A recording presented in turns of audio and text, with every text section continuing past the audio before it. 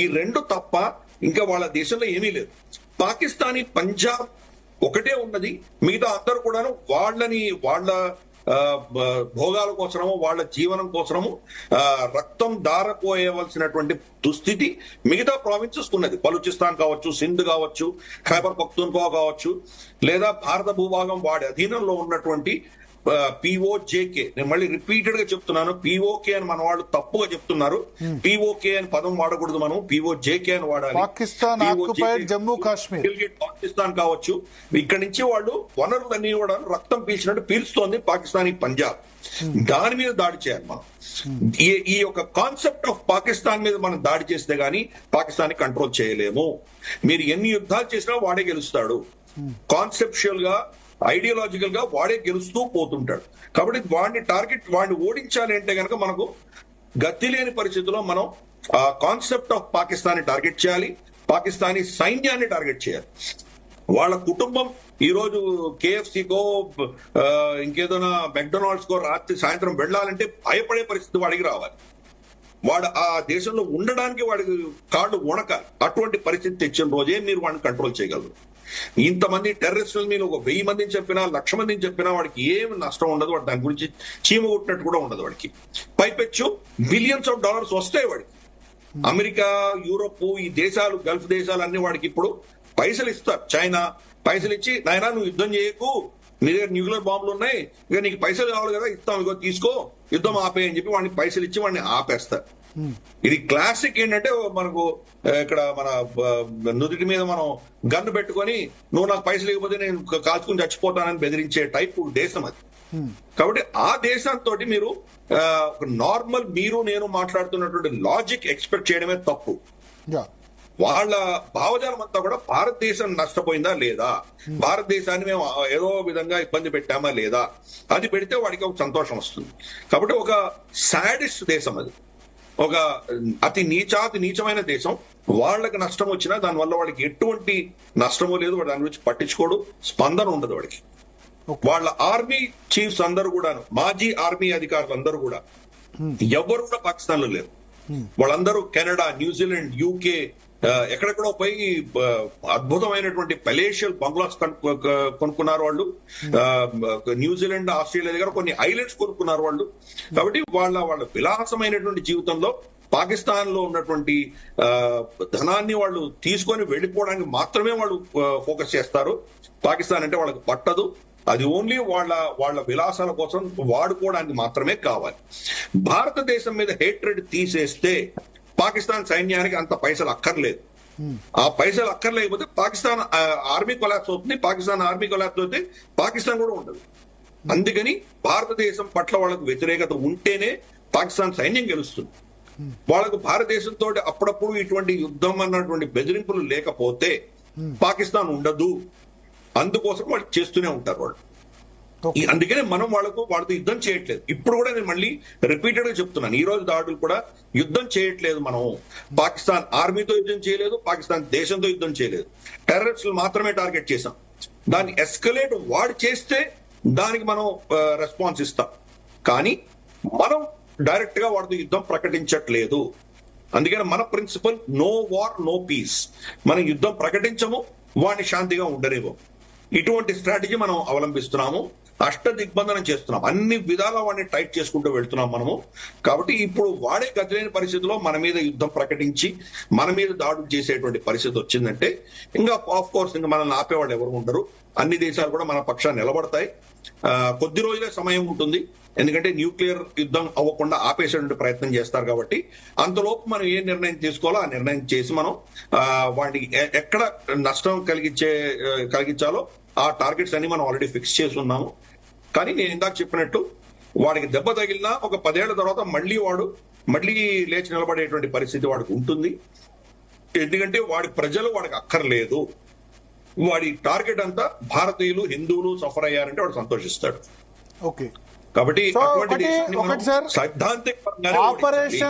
Operation Sindoor అని పేరు పెట్టడం వెనుక బొట్టు పెట్టిన వాళ్ళని గాలి చంపారు కదా, అందుకనే పెట్టారా ఆపరేషన్ సింధూర్? బొట్టు పెట్టుకున్న వాళ్ళని చూసి మరి కాల్ చంపినందుకే పేరు పెట్టారనుకోవచ్చా? మా స్త్రీలకు నువ్వు నుదుటి బొట్టు చెరిపేసినందుకు దాని యొక్క శిక్ష నీకు వేస్తున్నాము అని దానికి సింధూరం పేరు పెట్టాం మనం. దాని పేరు పెట్టిందే అది, హిందూ పేరు పెట్టాము. అదేదో మనం ఇంకేదో ఆపరేషన్ శాంతి అనో ఇటు లేదా ఆపరేషన్ ఇంకేదో పేరు పెట్టలేదు దానికి. హిందూ పేరే, సింధు పేరు పెట్టాము, సింధూరం పేరు పెట్టాము, స్త్రీల వాడుకునేటువంటి సింధూరం పేరు పెట్టాము మనం. నువ్వు ఎవరికి అన్యాయం చేసావో వాళ్ళకి న్యాయం కలిగించే దిశగా మేము చేస్తున్నాము అని చాలా స్పష్టంగా మెసేజ్ ఇచ్చాం మనం. కాబట్టి ఇది ఒక సాంస్కృతికమైన ఒక ఏమంటారంటే ఒక ఐడియాలజికల్ వార్ఫేర్ కూడా దీంట్లో మనం అబ్జర్వ్ చేయాలి. ఎస్కలేషన్ మ్యాట్రిక్స్ వాడికి వదిలేసాం మనం. నెక్స్ట్ లెవెల్ ఎక్కడికి తీసుకువెళ్తాడో వాడే నిర్ణయించుకుంటాడు, మనం దాన్ని జోక్యం చేసుకోవట్లేదు.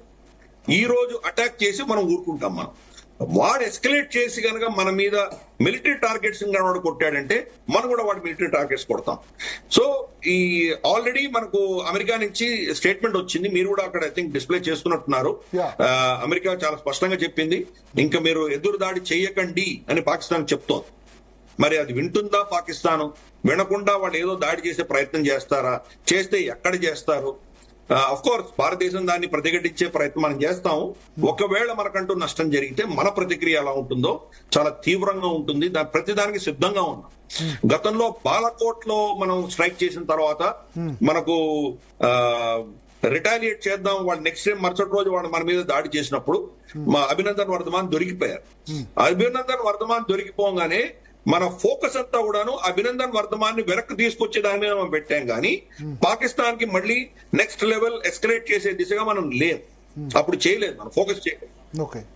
ఈసారి మనం చేయబోతున్నాం. మనకు నష్టం వచ్చినా వాళ్ళ చేతిలో పడినా మన దెబ్బ తగిలినా కానీ కూడా ఏమైనా కానీ కూడా మనం ఆగే పరిస్థితిలో లేదు.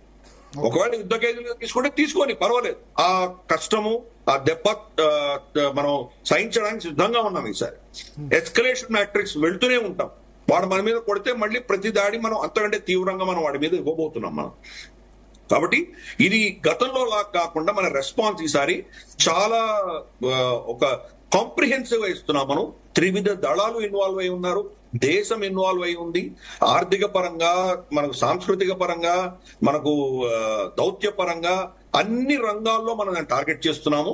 ఇంకా నెక్స్ట్ హై అండ్ టెక్నాలజీ, మనకు జామింగ్ టెక్నాలజీ, తర్వాత ఆర్టిఫిషియల్ ఇంటెలిజెన్స్, తర్వాత మనకు హ్యాకింగ్, ఇటువంటివి చాలా చేయబోతున్నాం మనం, ఒకటి కాదు రెండు కాదు. కాబట్టి ఈ ఎస్కలేషన్ మ్యాట్రిక్స్ మనం ఇంకా ఆప్షన్స్ మన దగ్గర పెట్టుకున్నాము. ఇప్పుడు చేసినవి ఏమంటారంటే ప్రీవ్యూ మాత్రమే, జస్ట్ ఇంట్రొడక్షన్ మాత్రమే. రాబోయే రోజుల్లో వాడు వెనక తగ్గితే మనము తగ్గుతాం, తగ్గలేదంటే గనక ఎక్కడికైనా వెళ్ళడానికి మనం సిద్ధంగా ఉన్నాం. అది ఆ మెసేజ్ ఈరోజు ఇచ్చాం మన వాళ్ళకి. సో ఈ మెసేజ్ తో ఇప్పుడు వాళ్ళు అన్నారు మేము రెసిప్రొకేట్ చేసే అవకాశం ఉంది, రిటాలియేషన్ కు మేము ఖచ్చితంగా దిగుతామని చెప్తున్నారు. రిటాలియేషన్ జరిగితే అది భారతదేశ ఇప్పుడు పాక్ సరిహద్దు ప్రాంతంలో ఉంటుందా, మన దాకా కూడా ఉంటుందా, హైదరాబాద్ దాకా, లేకపోతే అంత దూరం వరకు కూడా రావచ్చా రిటాలియేషన్ అన్నది? అంటే హైదరాబాద్ దాకా వచ్చేంత సీన్ వాడికి లేదు. ఎందుకంటే వాడు ఫస్ట్ ఆఫ్ ఆల్ మనం అర్థం చేసుకోవాలి ఏంటంటే రాకెట్ టెక్నాలజీ ఒకటే.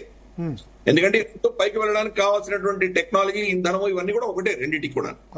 వాడి ఒక్క రాకెట్ కూడా వాడి ఏమంటారంటే సముద్ర జలాలు ఏదైతే మనకు ఎక్స్క్లూజివ్ ఎకనామిక్ జోన్ ఉంటుందో 200 కిలోమీటర్లు, అది దాటి వాడు ఒక్క రాకెట్ కూడా వెళ్ళలేదు పాకిస్తాన్. సముద్ర మట్టం అయినాయి, అవన్నీ ఏవి టేక్ ఆఫ్ అవ్వలేదు. వాడికి అంతరిక్షంలోకి, స్పేస్ లోకి పంపించేంత టెక్నాలజీ వాడి దగ్గర లేదు. వాడి మిసైల్స్ ఎలా ఉంటాయో మనం అర్థం చేసుకోవచ్చు. నిన్న కూడా వాడు అబ్దాలీ ట్రై చేశాడు, అబ్దాలీని వాడు టెస్ట్ ఫైర్ చేశాడు. 450 కిలోమీటర్లు మాత్రమే. హైదరాబాద్ దాకా కొట్టగలిగినంత క్షమత వాడి దగ్గర ఉందా? మన దగ్గర అగ్ని 5 ఈ రోజు ఆపరేషన్ అయింది, అది కూడా MIRV టెక్నాలజీ. అది 5000 కిలోమీటర్లు మినిమం కొట్టగలదు. అంటే 5000 కిలోమీటర్ కంటే ఎక్కువ దాని కెపాసిటీ ఉంది, కానీ మనం 5000 కిలోమీటర్ అని చెప్తున్నాం. మనం హైదరాబాద్ నుంచి కొట్టామంటే కనుక అది MIRV అంటే మల్టిపుల్ ఇండిపెండెంట్ రీఎంట్రీ వెహికల్స్ అని అంటాం. దాన్ని ఒక 10 టార్గెట్స్ మనం కొట్టచ్చు. ఒక మిసైల్